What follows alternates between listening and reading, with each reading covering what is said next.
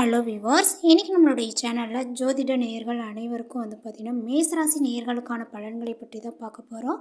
இந்த ஜூன் 14ஆம் தேதி என்று பார்த்திங்கன்னா அமாவாசையானது நிகழ்கிறது. இந்த அமாவாசை என்று பார்த்திங்கன்னா சில முக்கிய கிரக மாற்றங்களானது ஏற்படுதுங்க. ஸோ இந்த ஒரு கிரக மாற்றங்கள் பார்த்திங்கன்னா இந்த மேசராசிக்காரர்களுக்கு எப்படிப்பட்ட பலன்களை கொடுத்துருக்கு, அவர்களுடைய வாழ்க்கையில் என்னென்ன மாற்றங்களானது நிகழ இருக்கின்றன, அவர்களுடைய வாழ்க்கையில் பார்த்திங்கன்னா ஏதாவது பாதகமான விஷயங்களை சந்திக்க போகின்றார்களா, இல்லை ஓரளவுக்கு ஏதாவது பார்த்திங்கன்னா இவர்களுடைய வாழ்க்கையில் சாதகமான பலன்களானது கிடைக்குமா அப்படிங்கிறத குறித்து தான் இந்த பதிவில் நம்ம இன்றைக்கி பார்க்க இருக்கோம். பதிவை தொடர்ந்து பாருங்கள். இந்த வீடியோவை மேசராசி நேயர்கள் பார்த்துட்டு இருந்தீங்க அப்படின்னா இந்த வீடியோக்கு ஒரு லைக் கொடுத்துருங்க. அது மட்டும் இல்லாமல் நம்மளுடைய சேனலை இப்போ தான் ஃபர்ஸ்ட் டைமாக நீங்கள் விசிட் பண்ணுறீங்க அப்படின்னா நம்மளுடைய சேனலை இன்னும் சப்ஸ்கிரைப் பண்ணாமலே இருப்பீங்க, முதல்ல சப்ஸ்கிரைப் பண்ணிவிடுங்க. அப்படியே கூட இருக்க அந்த பெல் ஐக்கனையும் பார்த்திங்கன்னா கிளிக் பண்ணி வச்சுக்கோங்க. அப்போ தான் நம்மளுடைய சேனலில் கொடுக்கக்கூடிய அனைத்து தகவலுமே உங்களுக்கு நோட்டிஃபிகேஷனாக வரும். அதையும் நீங்கள் பார்த்து பயனடையலாம். மேச ராசி மற்றும் மேச லக்னத்தில் பிறந்திருக்கக்கூடிய அன்பர்களுக்கு இந்த ஜூன் 14ஆம் தேதியன்று பார்த்திங்கன்னா அமாவாசையானது நிகழ்கிறது. இந்த அமாவாசையில் சில கிரக மாற்றங்களானது ஏற்படுதுங்க. ஸோ அதனுடைய தாக்கங்கள் உங்களுடைய வாழ்வினுடைய ஒரு புதிய பொன்னான அத்தியாயத்தினுடைய தொடக்கமாக பார்த்திங்கன்னா அமையப்போகுது அப்படின்னு தான் சொல்லணும். இந்த ஜூன் 14ஆம் தேதியன்று பார்த்திங்கன்னா சில முக்கிய கிரக மாற்றங்கள் ஏற்படுவதனால, அமாவாசையில் குறிப்பிட்டு இந்த கிரக மாற்றங்கள் ஏற்பட்டதுனால பார்த்திங்கன்னா நிறைய விஷயங்கள் உங்களுடைய வாழ்க்கையில் பார்த்திங்கன்னா நடக்க இருக்குது. ஸோ அந்த விஷயங்கள் என்ன, இந்த அமாவாசைக்கு பிறகு பார்த்திங்கன்னா உங்களுடைய வாழ்க்கையானது எப்படி இருக்க போகுது அப்படிங்கிறத இப்போ நம்ம தெரிஞ்சுக்கலாம்.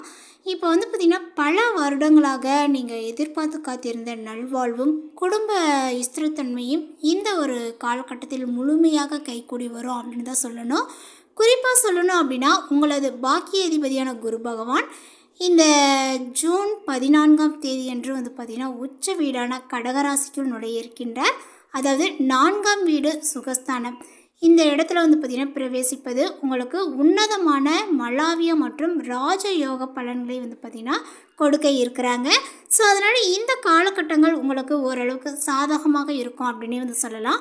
அது எப்படி சாதகமாக பாதகமாக அப்படின்றத இப்போ நீங்கள் தெரிஞ்சுக்கோங்க. இதற்கு இணையாகவே பார்த்திங்கன்னா ஜூன் 15ஆம் தேதி முதல் உங்களுடைய சூரிய பகவான் 3ஆம் வீட்டில் சஞ்சரிப்பது உங்களுடைய போராட்ட குணத்தையும் தன்னம்பிக்கையும் பன்மடங்கு பார்த்திங்கன்னா உயர்த்து ஜூன் 21 வரை செவ்வாய் பகவான் உங்களது ஜென்ம ராசியில் நீடிப்பதனால உங்களுடைய உடலில் பார்த்திங்கன்னா நிறைய அசாத்திய சுறுசுறுப்பு இருந்தாலுமே வீண் பிடிவாதத்தை தவிர்த்து ஒரு சாந்தமான குணத்தை கையாண்டாலே இந்த காலகட்டங்கள் முழுவதும் உங்களுக்கு ஒரு பொற்காலமாக அமையும் அப்படின்னு தான் சொல்லணும். மேசராசி நேயர்களுக்கு தொழில் விஷயத்தில் அப்படின்னு பார்த்தோம் அப்படின்னா உங்களது ஜீவனஸ்தானாதிபதியான 10ஆம் அதிபதி சனி பகவான் விரயஸ்தானத்தில் பார்த்திங்கன்னா 12ஆம் வீடு சஞ்சரித்தாலும் இந்த காலகட்டத்தில் பார்த்திங்கன்னா உங்களுக்கு கோச்சார கிரக நிலைகள் உங்களுக்கு முழுமையாக பக்கபலமாக நிற்கிறது. குறிப்பாக பார்த்திங்கன்னா இந்த ஜூன் 14ஆம் தேதி அன்றே சூரிய பகவான் 3ஆம் வீடான மிதுன ராசிக்கு பயிற்சியாவது உத்தியோகஸ்தர்களுக்கு மாபெரும் அனுகூலங்களை பார்த்திங்கன்னா ஏற்படுத்தி கொடுக்க போகுது அப்படின்னு தான் சொல்லணும். உங்களுக்கு பார்த்திங்கன்னா நிறைய விஷயங்கள் இப்பொழுது மாறுபடுங்க. நீண்ட நாட்களாக தடைப்பட்டு கொண்டிருந்த பதவி உயர்வுகள், அதாவது ப்ரமோஷன் அல்லது ஊதிய உயர்வு, இன்க்ரிமெண்ட்டான ஒரு விஷயங்கள்லாம் பார்த்திங்கன்னா இந்த மாதத்தினுடைய, அதாவது இந்த ஜூன் 14ஆம் தேதிக்கு பிறகு பார்த்திங்கன்னா உங்களை தேடி வரும் அப்படின்னு சொல்லலாங்க. உங்களது தனித்திறமைகளும் தலைமை பண்பும் பணியிடத்தில் வெளிப்படும். அதற்கான நேரங்கள் வந்துருச்சு. ஸோ இப்போ கீழ்நிலை ஊழியர்கள் பார்த்திங்கன்னா உங்களது ஆலோசனைகளை ஏற்று முழு ஒத்துழைப்பு பார்த்திங்கன்னா கொடுப்பார்கள்.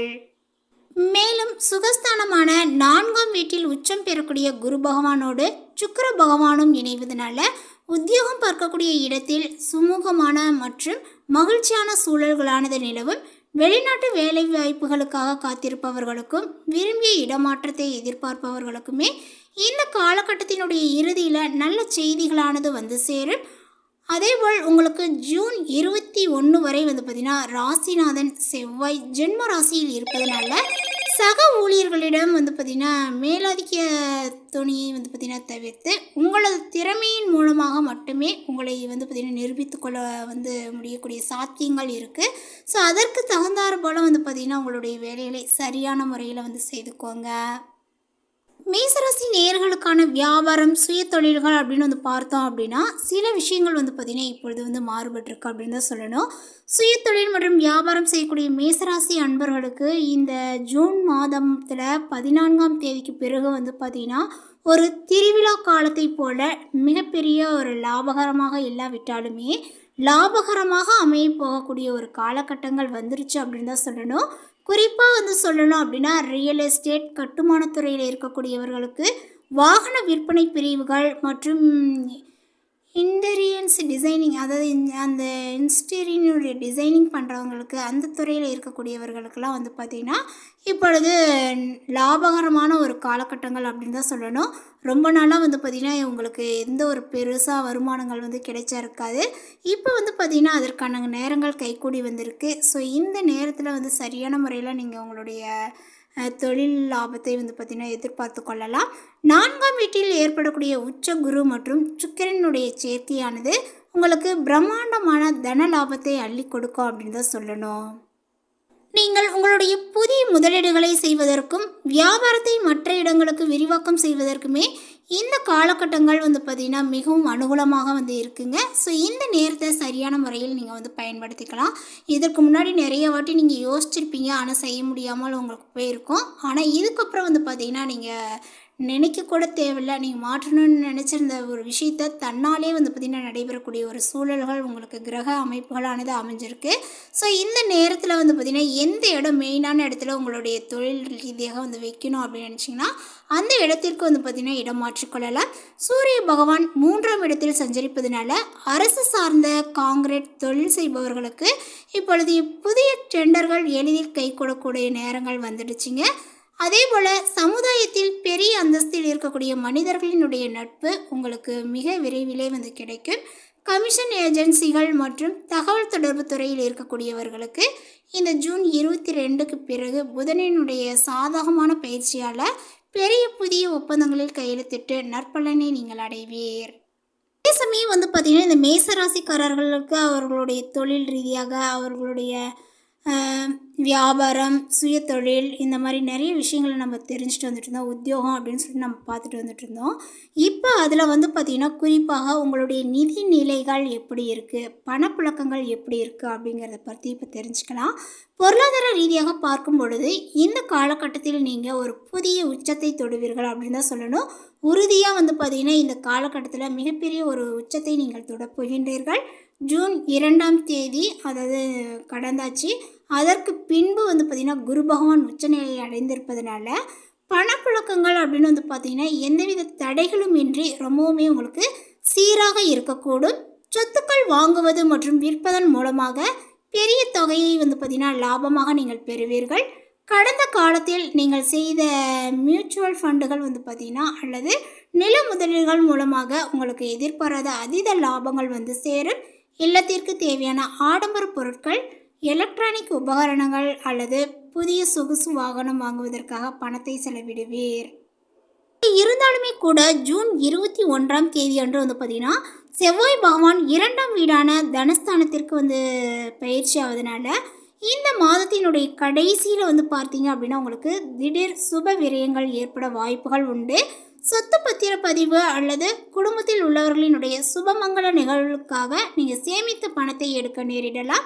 இந்த காலகட்டத்தினுடைய இறுதி வாரத்தில் யாருக்குமே வந்து பார்த்திங்கன்னா பெரிய தொகையை கடனாக கொடுப்பதை கொஞ்சம் தவிர்ப்பது நல்லதுங்க. அதேபோல் உங்களுடைய நிதி ரீதியாக வந்து பார்த்துட்டு எல்லாமே இப்போ வந்து பார்த்துட்டோம். மெயினாக வந்து பார்த்திங்கன்னா உங்களுடைய ஆரோக்கியங்கள் விஷயத்தை நம்ம தெரிஞ்சுக்கணும். உங்களுடைய ஆரோக்கியங்கள் அப்படின்னு வந்து பார்த்தீங்க அப்படின்னா இந்த நேரங்களில் எப்படி இருக்குது, நம்மளுடைய ஆரோக்கியங்கள் வந்து சரியாக இருந்தால் தான் நம்ம எந்த ஒரு வேலையுமே செய்ய முடியும், ஒரு மற்ற வேலைகளுக்கு செல்ல முடியும். அதை வச்சு வந்து பார்த்திங்கன்னா நம்ம அப்போ தான் சமாளிக்க முடியும் இல்லையா. ஸோ நம்மளுடைய ஆரோக்கியங்கள் நல்லா இருந்தால் தானே நம்மளால் எந்த ஒரு விஷயத்தையுமே செய்ய முடியும். ஸோ அந்த விஷயத்த நம்ம இப்போ முழுமையாக தெரிஞ்சுக்கணுங்க.